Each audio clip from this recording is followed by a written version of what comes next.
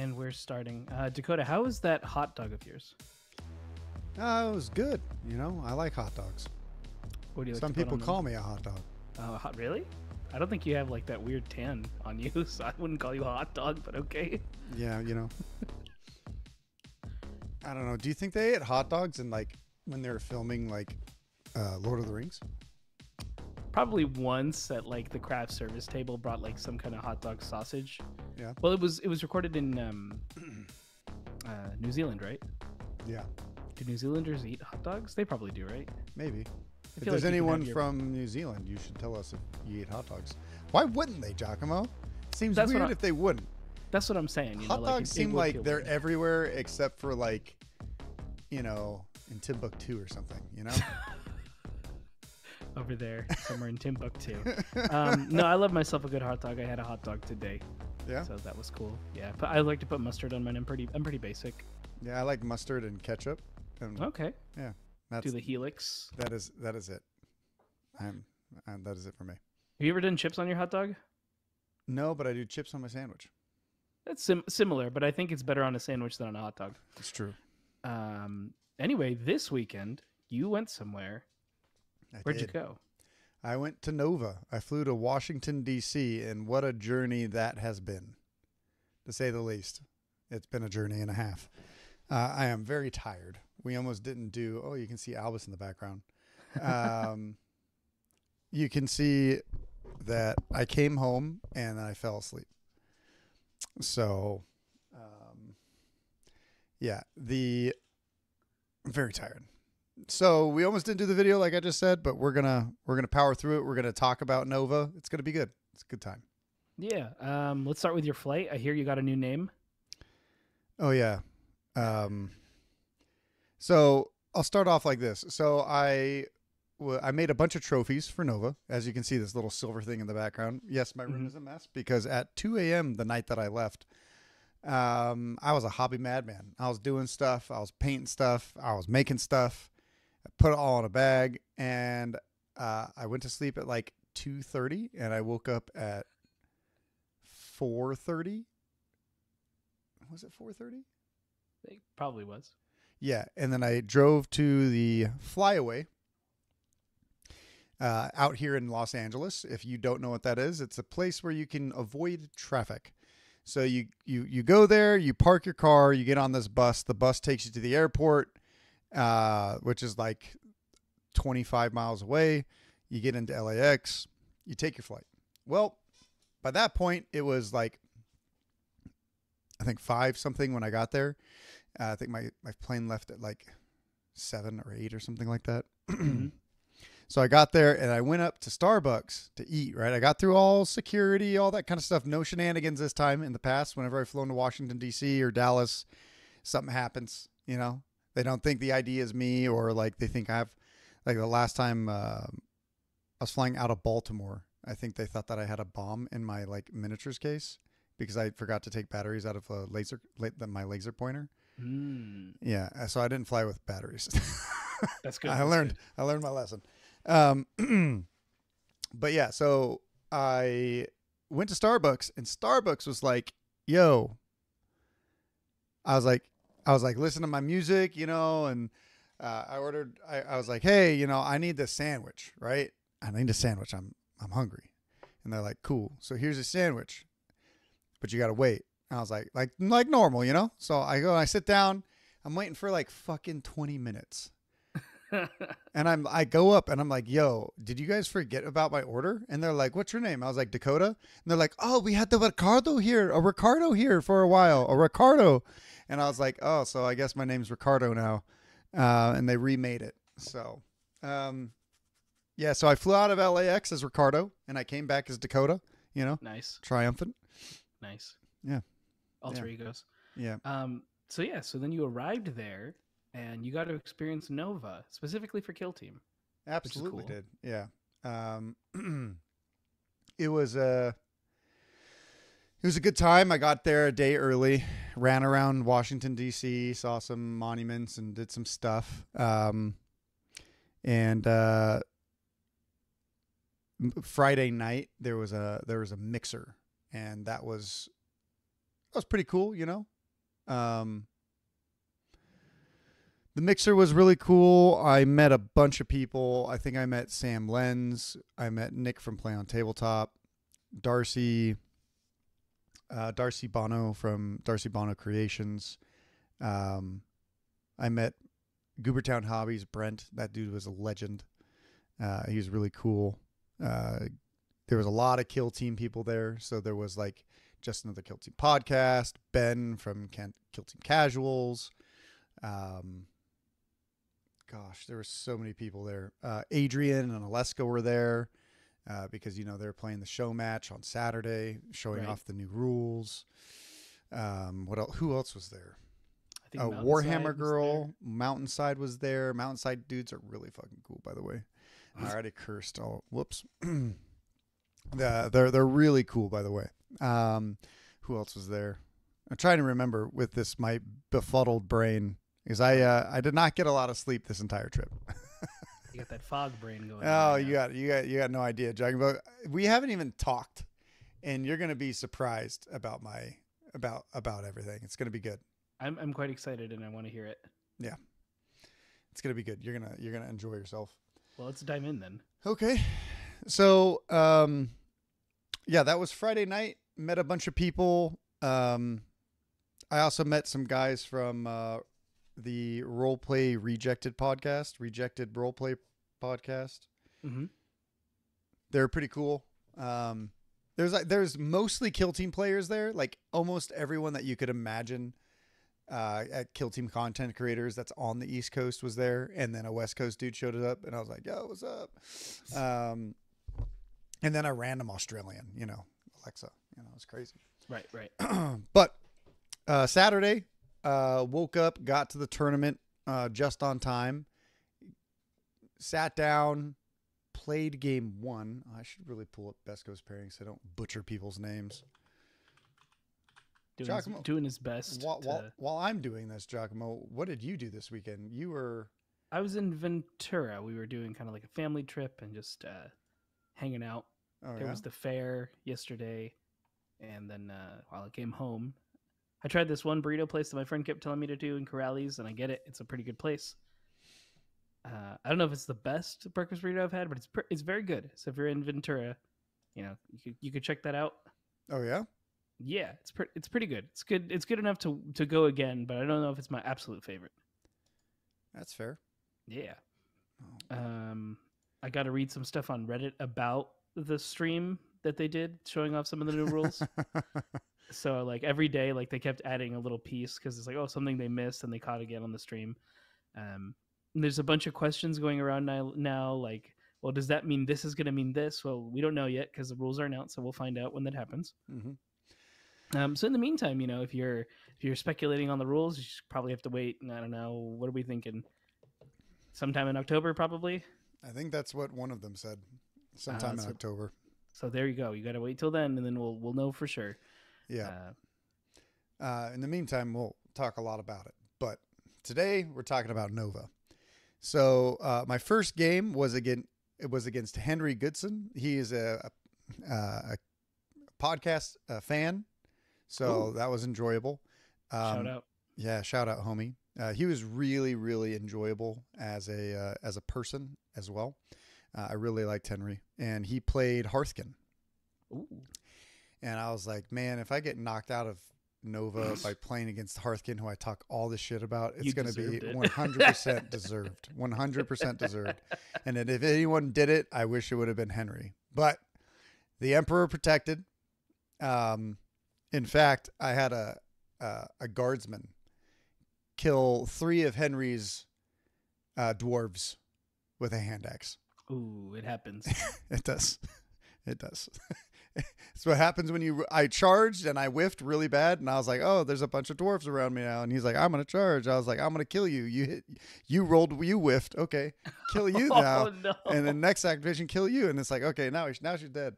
Yeah, it was pretty brutal. It was pretty brutal, that one. Good guy, good game, really enjoyed it.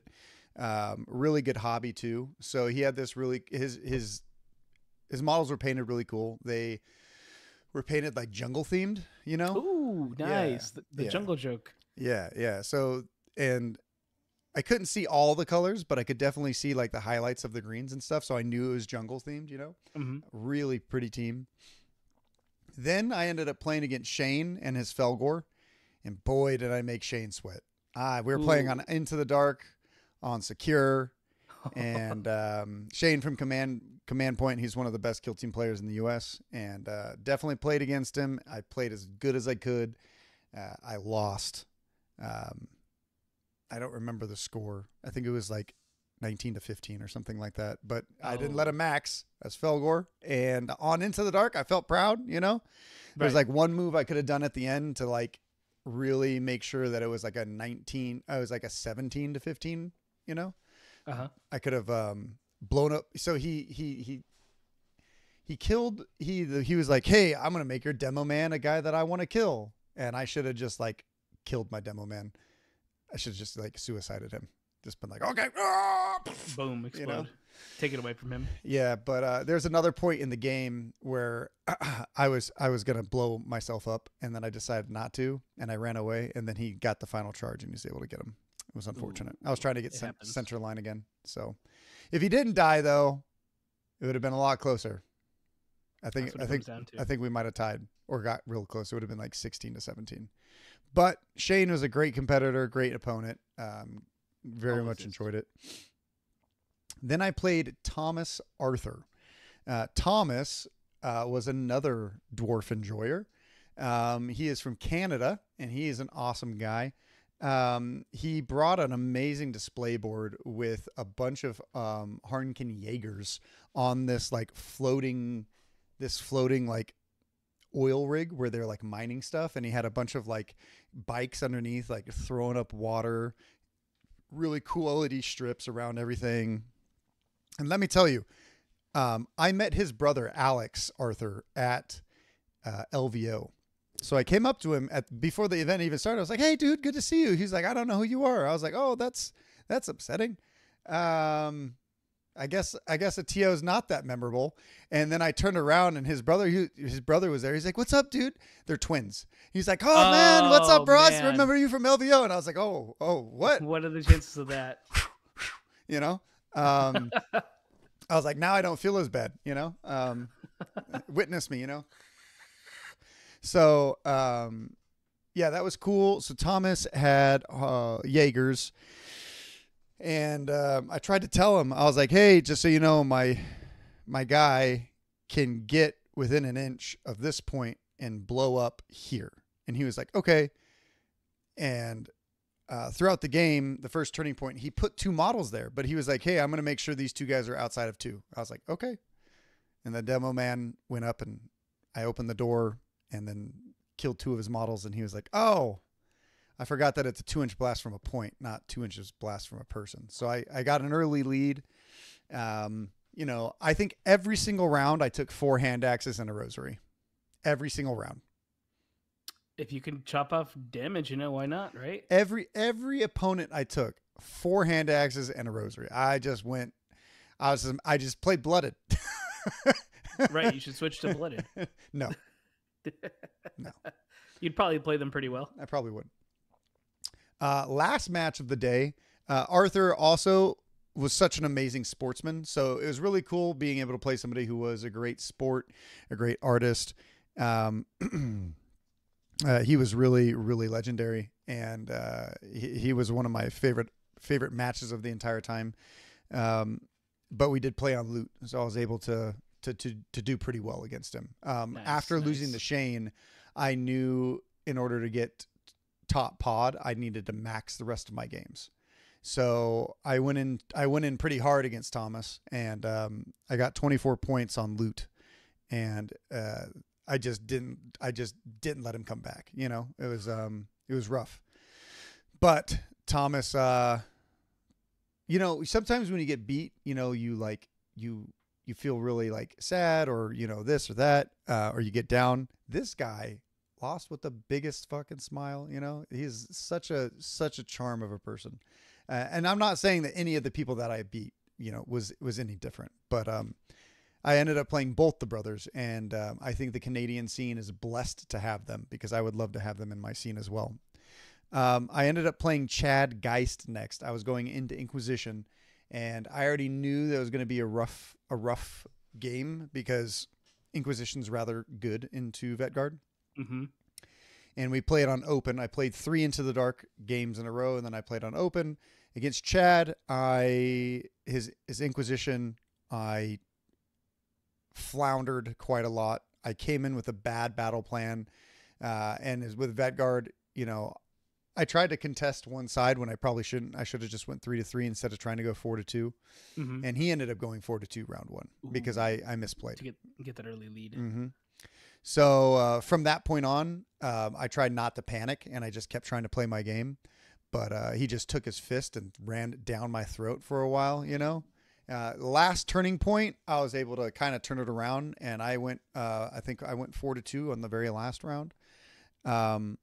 But it was too little too late, and I think we tied on primaries. So it was 4-2, 3-3, 3-3, 4-2. But he stopped me from scoring any central control and any center line, and he maxed his secondaries. So he came in with a great game plan, crushed it. Hell of a guy. He got 10th on day 2. So it was also nice. It was also good knowing that even if I did get 20 points against him, I don't think I would have made top pod anyways. Nor would I want to do. That pod was nasty. Some nasty people. So I ended up getting 4th pod. The best I could place was 25th. Nice. I was placed 30th. So that night was the night of the stream. Stuck Mm-hmm. around the whole time. Everyone else went out and ate and came back. And I didn't think I would have had time. So I didn't go out and eat. So I stuck around. And I was starving by the end because there was a long delay in the round time, Okay. So by the time the stream was done, and I said I just left right at the very Mm-hmm. end, it was 11 something, right? Oh. So I was like, cool. So I went out and I ate at Lucky Buns, which is a good burger place, around the corner. And I was like, oh, that was good. I ate eggs for breakfast, a small little sandwich, and then 11 hours later, a burger. I was like, nice. So it was the middle of DC. I was looking for an Uber. The Ubers are way too expensive. So I was like, how dangerous could this place really be? So I decided to ride a bird to the place where I was staying. The scooters? Yeah. Huh. Which is Okay. 2 miles away, right? Okay. And this was at 12:30 at night. Jesus. Did you have your models with you, or was that at the venue? No, I left those at the menu. Thank goodness.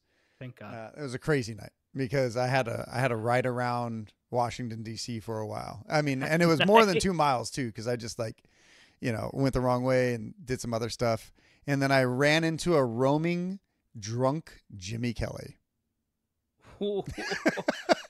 A wild Jimmy has appeared. In a random ass spot. It's 1:00 at night. I'm riding around the scooter for an hour. Trying to figure shit out.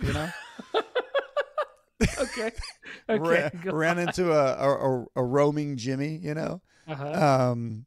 Caught him, had the Pokeball, caught his ass, ended up crashing at his place. And we didn't go to sleep until 3 a.m., 3:30, because we all just stayed up talking the entire time. Jesus. And then I woke up at 7 and I walked back to the venue. So I got 2 hours of sleep, and the night after I think I got 7, and then I got 3 hours of sleep going into Sunday. So I went back and I was like, all right, let's knock it out. Let's see what happens. So very first game I played against Sean, and luckily I've played against some of the best commando players in the world. I've played against Emmanuel and a few others. So I knew a lot of their tricks. We played on ITD, which I think favors Veteran Guard quite a lot.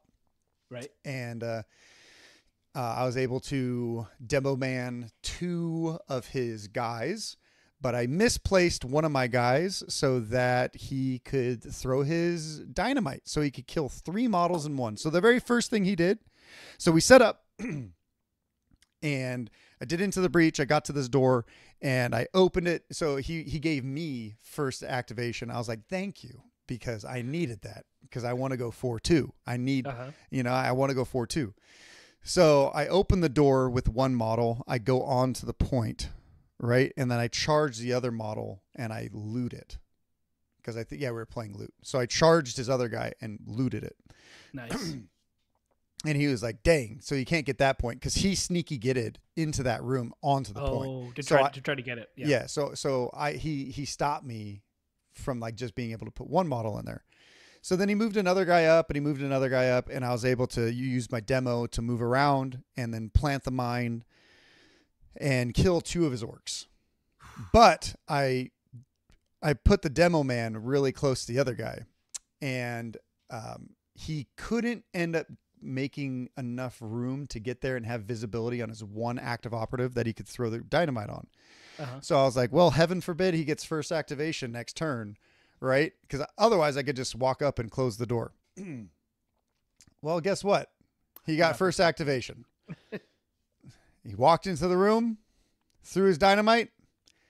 I prayed to the Emperor, and I was wearing the same clothes I was wearing the day before, which was my Minas Tirith shirt, right?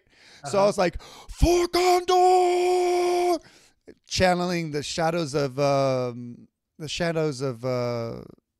fire and flame through my fists, And he rolled his dice, whiffed everything. All 3 models lived. All 3 models. Incredible. One model lived. I think the demo took no damage. One model lived on like 1. One model lived on 2. Pretty rough. Did you end up closing the door? No, I couldn't, because he was standing right next to the door. Oh, but I was hoping you blow him up and then close the door. I ended up charging one model into him. So like at the beginning of the next activation, if he killed that model, he could, I would be able to do only in death. Little did I know he'd get stuck there with his guy. Little did I know he, what did he do? Little did I know he was like, he had crump him, so he could like kill my guy at the end of the turn. So I was like, oh crap. So I had to charge another guy into him. Right. So at the end of the turn, he killed him, got his eliminate guard. But things were going really poorly for Sean on the other side of the map. Was able to kill quite a few orcs and fight quite well. The Gork and Mork were not looking out for him. Let's just say that. The Emperor came out strong that day, boys. Came out strong, And it was unfortunate his knob I just made stuck in that entire room by just like, only in death. Haha, you have to stay here. Okay, I'm going to charge another model into you.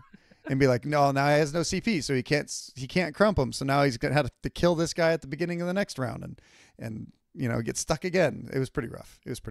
And I was able to get all the loot points that round.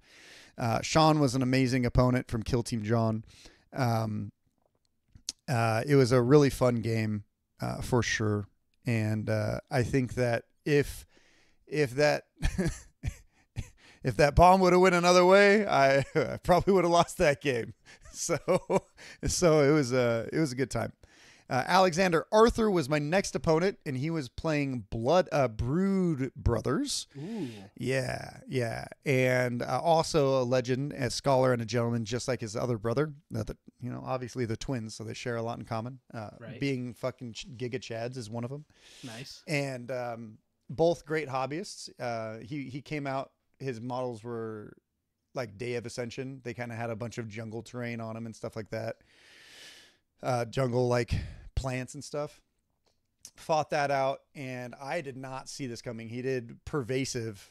So the very first thing he did, he moved a model out, and I was like, oh, I could try and steal this point because we were playing capture, or I can use a spotter and shoot a guy that is, because we put like 3 barricades in the middle of the board. I was like, yeah, there's no one going through 3 barricades, right? Foreshadowing. So I shot a guy first activation, killed him, and he was like, oh, I forgot the spotter. And I was like, yeah, don't forget the spotter. So then at the end of the activation, he out activated me, and he took his demo charge guy, move and dashed, and was just in range to hit my spotter, who hit the demo, who hit the sniper. So the spotter lived on, he threw a frag. The spotter lived on 1. The demo lived on like 3, and the sniper took no damage. Nice. And I was like, well, he has a really big demo charge next round. I hope I go first.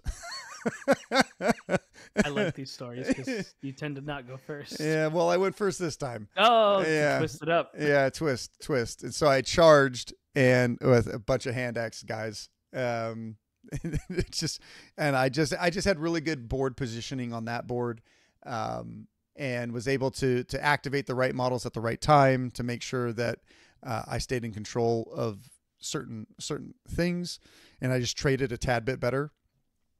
But I was able to take the win away from Alex, you know. That's Alibaba trying to send me stuff. I need to tell them not right now. Lols. And then last game I ended up playing against Jeshua the Kid Kelly. You know? Yeah. He's pretty good, you know. And I don't think Jesh has beat me in a tournament yet. So we ended up playing, you know. I talked a lot of shit, you know. I was like, oh yeah, what do you think? What are you gonna do, Jesh? What are you gonna do? And he beat me. Nice. So he beat me by 1. It was 18-19, and at the very last activation, he was able to move within 6 of my deployment zone and do gather surveillance, which gave him 2 tac ops and able to get me. Was he playing Nemesis Claw? He was playing Scouts. Oh, also makes sense. Yeah, that's what he was playing last time. Yeah, so Jesh had a really good frag grenade play, but on the other side, he had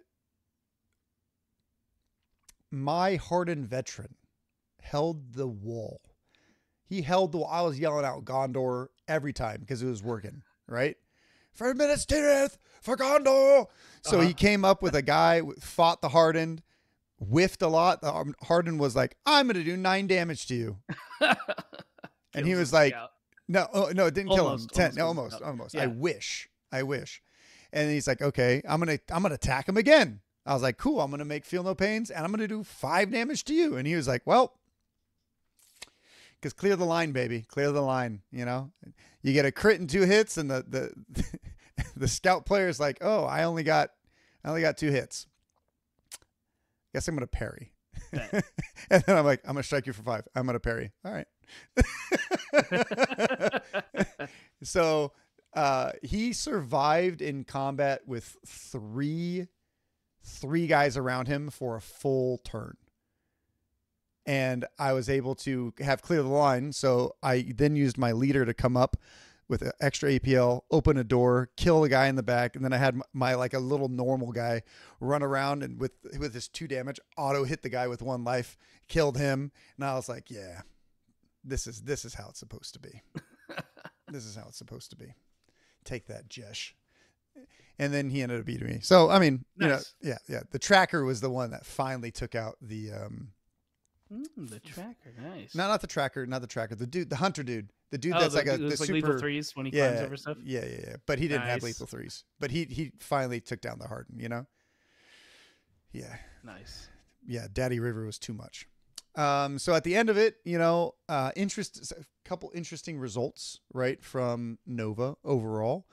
Final matchup for first and second place was Arian Wolfong playing Gellerpox Infected versus John Reese playing Gellerpox Infected on Into the Dark. And it looks like still is here. Yep. Orion took the win with a 7-point difference. So, you know, that happens. That's pretty good. Yeah. That's pretty good. Yeah. Jimmy Kelly ended up coming in 4th. The guy who got the golden ticket was Benjamin McMillan. He ended up getting 3rd. Shane got 5th with Felgor. He lost his final 2 rounds. Oh. Yeah. Mike Cortez got 6th with Brood Brothers. Nice. And we have Oliver Smith with Nemesis Claw coming in 7th. Nice. Yeah. And Kevin Starr in 8th place. This is all the top pod. Coming in 1st and Scouts. Nice. The winners of each other pod was Leander Garrett playing Higher Tech Circle for the second pod. Third pod was George Shapter. No, sorry. No, that is the last place person in that one. Sorry. Chuck Yee ended up getting from Top Tier Gaming with Scout Squad, and Miguel came in right after him. Always a shout out to Miguel, even if he didn't win his pod. He ended up winning Best Painted Single Mini, as he usually does. Yeah. Amazing artist. Jesh got pod 4, and then I think I have to go to the next page. Next page around. Commandos ended up winning pod 5. How many pods were there? Like 8 or 6? There's 9. 9 pods. Wow. Yeah. I think, was it Rami? Ryan Burton from Plastic Addicts Anonymous won 6 pod with Hernken Jaegers.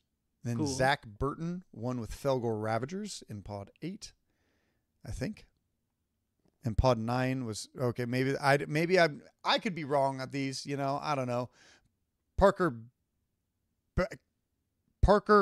Berkey won with Warp Coven. That was more difficult than it should have been. And finally, I think Zeke won the last pod. Cool. Yeah. So Nova came with Nemesis Claw. So Nemesis Claw coming out and representing.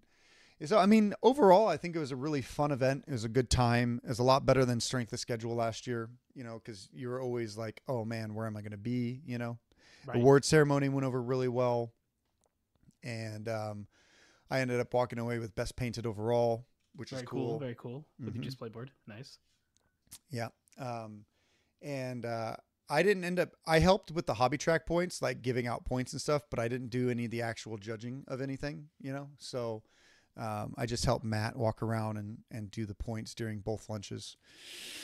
After the event, I ended up sticking around for a little bit, talking to Janice and cleaning up, moving some boxes. I didn't clean up too much because I was a little tired, Happens. Yeah. But then ended up going back to the Garrett's place, and we ended up eating dinner there with a bunch of people. A bunch of people came over and we ate. And then that was a good time. And then Jimmy came over after they left, and we all played poker, and I was the third one out. To make any money?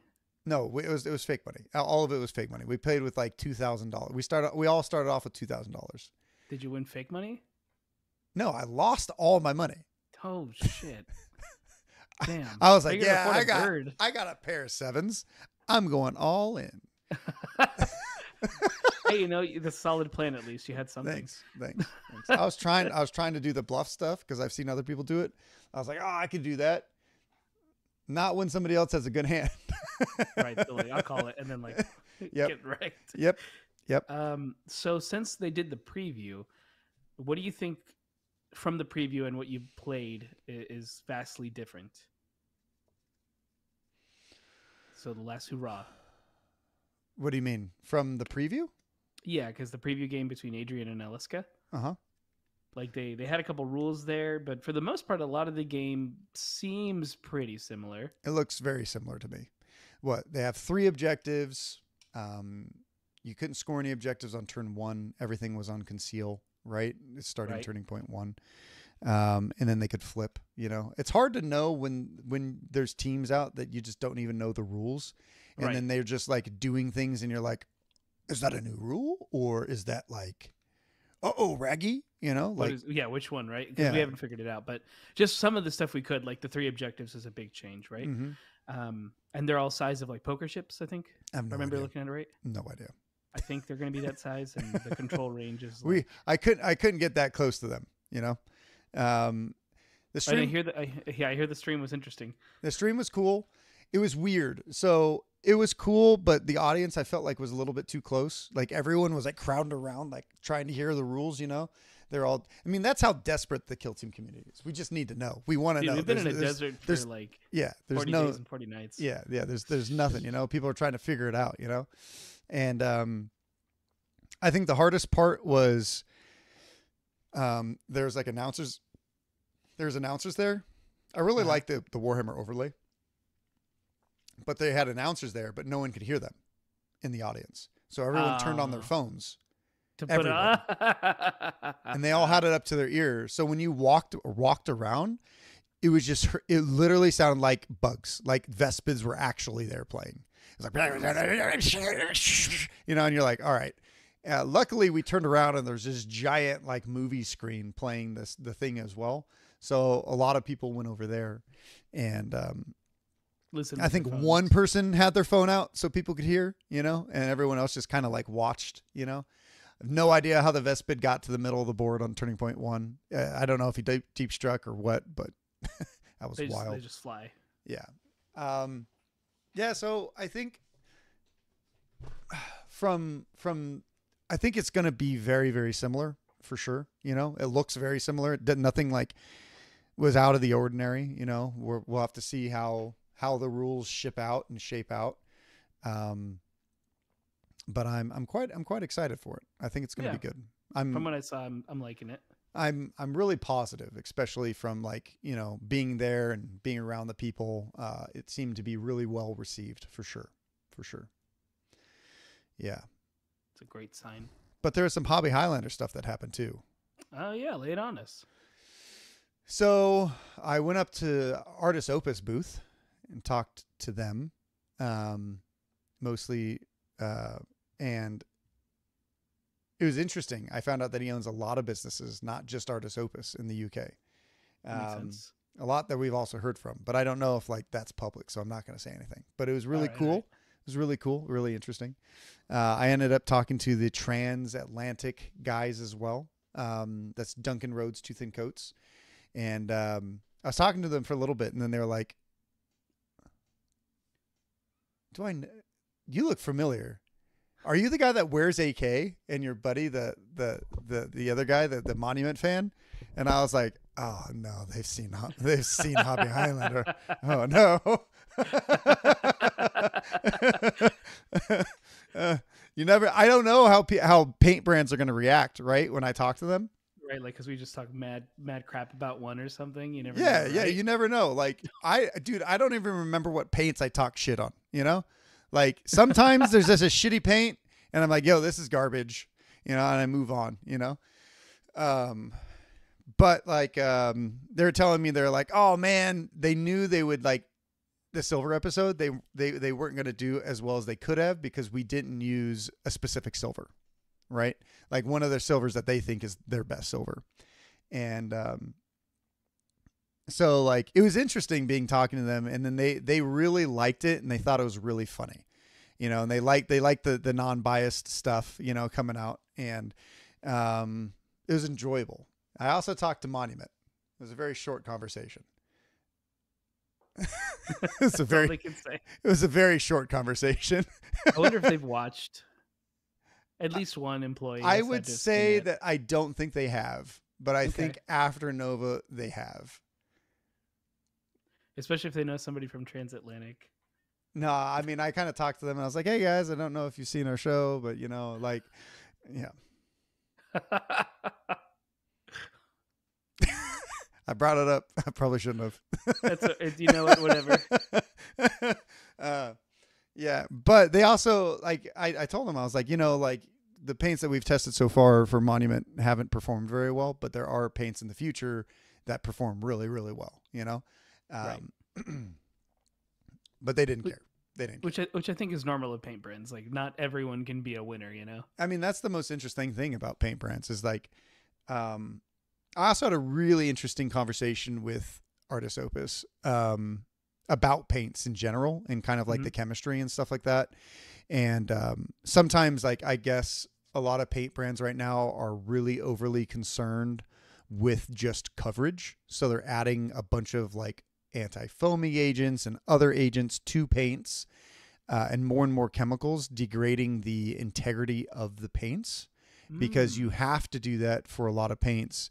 And he said, it was interesting hearing him talk because he was like, there's like a wide range of paints, right? Like you have this end of paints is like your super coverage paints, like your paints that are going to cover and do everything. Then you have this end of paints that's just like the super high quality single pigment, and the closer you get to this side, the less coverage you're going to get. The closer you get to this side, the less quality of a color that you're going to get, right? Like hues and saturation and stuff like that. So you have to try and find that perfect mix, you know, of what you're trying to go for a paint brand. And it seems like more and more brands are going to just coverage, which is getting away from like the pure integrity of a paint, which was a very interesting take, for sure. And I tested some paints there that were really nice. Did you get to try the Nova orange color? Nah, dude. They like Monument. I did not. I did not. It's all right. It's all right. Yeah. I wish it looked like a really, really pretty color, and I would have loved to use it. That's interesting about paints, though. You know, it is interesting about paints, and like we don't know their chemical makeup. You know, we're just seeing how they perform on a wet palette, because there's other brands. Like sometimes, when you're developing a paint, you have to be like, hey, is this paint going to be good on a wet palette? You know, right. Are you going to react with water? Right. Yeah. Are you going to make it so that it reacts? Is it going to soak up too much because you have a certain chemical in it? Is this going to happen? Is that going to happen? Right. And I think each paint brand probably lends itself to different painters in different ways. You know what I mean? But you know, it's rather interesting seeing how certain paints are done. And I had a really good chat with the Tooth and Coats guys. I was sitting there talking to them for a good 40 minutes. You know, I think they're thinking about supporting All Valley and LVO. Nice. Yeah. 2 for 1. Yeah. Same with Artis Opus. So that should be a lot of fun. Should be pretty cool. So a lot of the times right after the tournaments, you know, like people go and eat or something like that. I just went into the vendor hall and I would just talk to people, you know, like went on that Saturday when everyone went out to eat. I just went and I sat down and I talked to Artis Opus for an hour. No one was there, you know, he was going to go do some kind of seminar, and he was just like, sanding some Space Marines. I was like, hey man, I don't want to take up too much time. And he's like, dude, I'm just sitting here sanding, like take as much time as you want. And I was like, all right, bet. All right, my guy.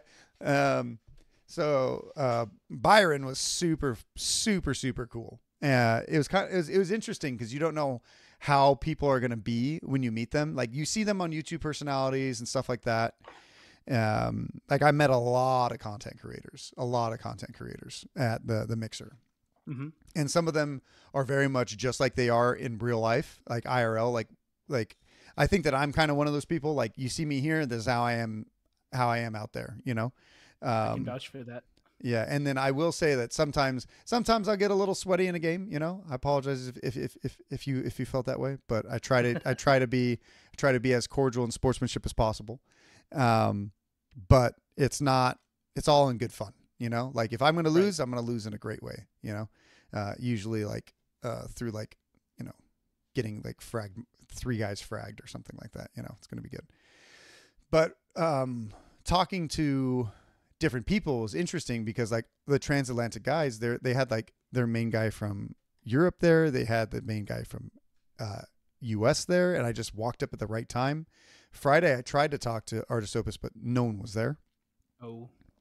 I just walked by Army Painter. Army Painter is by far the least responsive company I have ever met in my life. They can be a little hard to contact. I'll give you that. Yeah. And then when you walk up to their booth, they're just like, just email us. You know, they're like that content creator that's too big and too good for anyone. You know, I'm not trying to say anything. It's just their customer relations for people trying to get help with it from them is lacking, in my opinion. Yeah. You think that's because they're too big? Like GW, they're one of the more established brands of paints. Like, mm-hmm. You know? Yeah, it's really hard to get GW products as well, like for events and stuff. It is difficult, I think that comes from game stores. yeah, I think like Army Painter is on that massive corporation level. So they have like way more HR and PR and all that kind of stuff that you really have to like navigate through to get to on your on everything. Right, that makes sense. Yeah, but it's cool because like for All Valley, like as anyone listening as a TO as well, you just got to shoot your shot, right? Like, I just would sit down like on Saturdays and just email like 15 companies. Like I shot my shot with Logitech. Did they ever get back to me? No, I'm going to try, Green Stuff World just got back to me. They might be interested in supporting the All Valley, just think of different hobby brands and different hobby places and just shoot them messages or try to call them, stuff like that. So it's been interesting. You can't be afraid of rejection. That's for sure. Is you're going to meet with no responses to like 4 or 5 no's, before anything else. It was just Army Painter's weird in particular because I had a really good conversation with them at LVO. And I was like, hey, the All Valley is going to have like a lot of players. We had 130 people for this LVO. Would you guys be able to help sponsor those? And they're like, yeah, send us a message here. That's something we would really be interested in. And then I shoot them a message and then I get a message like 3 months later, and they're like, oh yeah, we're too busy to answer stuff. I'm like, okay. It happens. Yeah. I think that was around the time though all the new paint line was coming out. So I could see why that could happen. Yeah. But also like recently, so like, well, yeah, I can't excuse that. I have no reason for that, why they would do that, but you know what? Businesses are different. So they sure are. Yeah. I mean, it's generally what I like about the hobbies. There's a lot of very homegrown businesses. It's like 4 guys, Giacomo, did you watch the 3rd edition stream? Did you have any questions? I was there watching that I might be able to. No, nothing that I didn't already kind of do research on, like with Reddit. Yeah. Like looking at like, okay, is that this? This is how this works. Besides obvious like but team rules. But the problem is with Reddit, we don't even know if they got it right. Right, like the guy kept updating it when he was getting new information. Like this is actually what it is. Yeah, but this is all speculation. Like right. He was only putting like rules that were for sure. This is how it is now because they explain it. Otherwise, nothing really new. That's fair. That is fair. So, as far as questions, of course, I have too many questions, but there's no way I can get that answer till we have like a core rule book is out and then we can read it. So it's true. Yeah. How about you? You have any specifics you want to bring up though? Because it sounds like you might.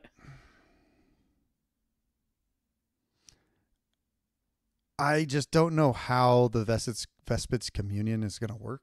So I'm really interested in like how many points they get per round. And I think they said that in the Vespid's Warhammer community thing.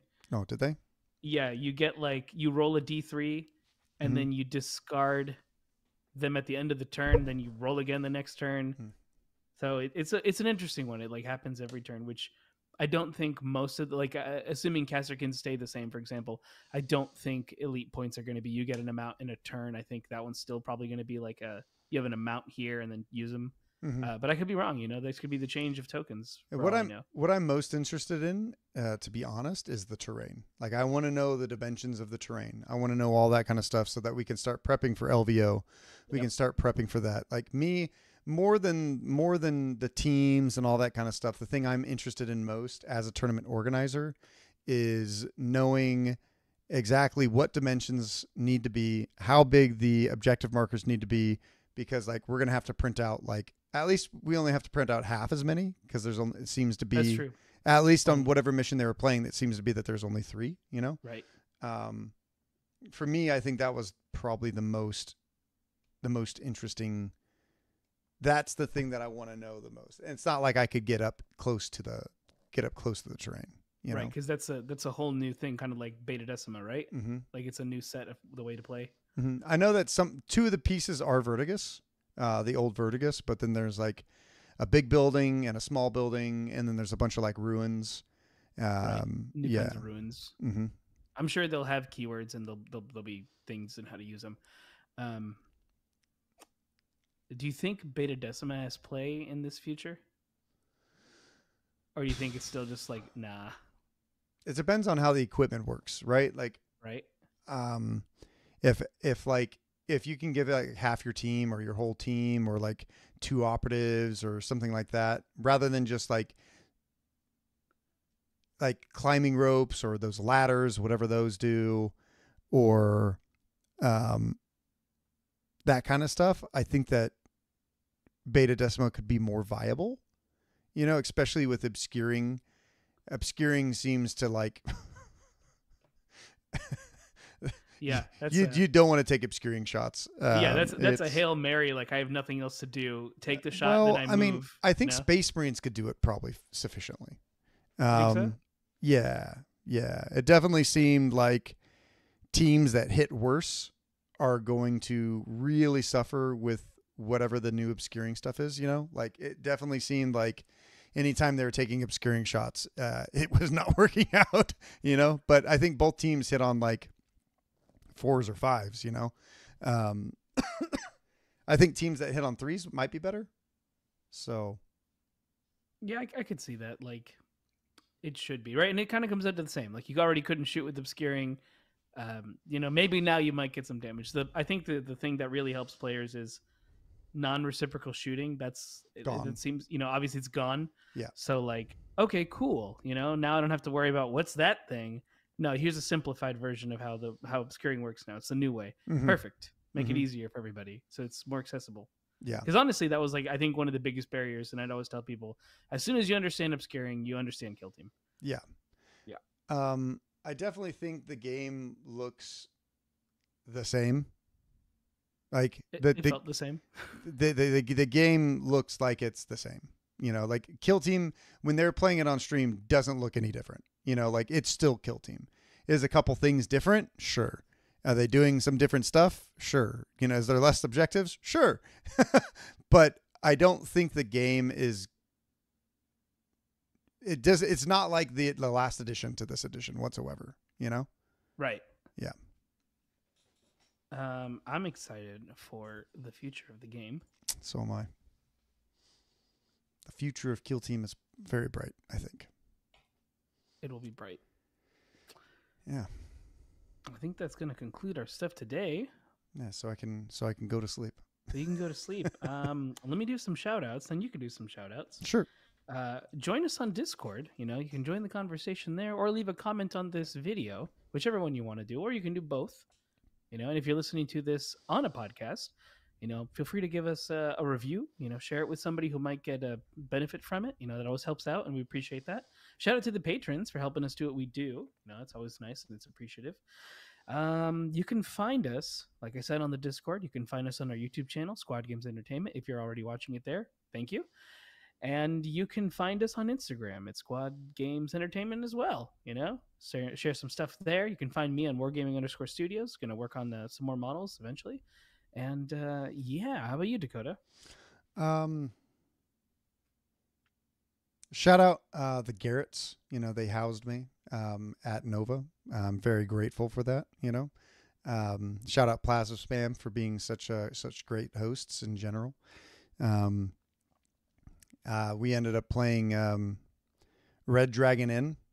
Ooh, nice. That's a good game. And I ended up defeating all my opponents. I played this like Giga Chad Bard dude, Adonis. Dang, and you hate bards. I do. But listen, Adonis, okay, he was a bard and he would break his instruments to do damage to opponents, okay? He is fine. Like He's good. I beat them up. Very good. Sounds like a barbarian. I love it. Yeah, he was great. So I ended up beating all of Plasma Spam in, first time, then lost in poker next time, yeah, it was fun. And I also want to shout out Matt Howell, Matthew Howell. He was the TO for Nova, and I thought he did a great job. He wrangled everyone. There didn't seem to be any big problems or anything like that. He definitely did a great job. Shout out to Janice. I always love seeing her at events and hanging out. You know, that always warms my heart when I get to see that. And shout out to everyone who came up to me at Nova saying they were fans of the pod. If you guys know me IRL or from just the pod, you see me, come up to me, say hello. You know, I'm very much a nice guy, you know, and I'll talk your ear off. So you're going to have to excuse yourself. You know, that's typically how it works. So you come up and you're like, hi, Dakotah. Just wanted to say hi. Stop talking. Bye. Okay.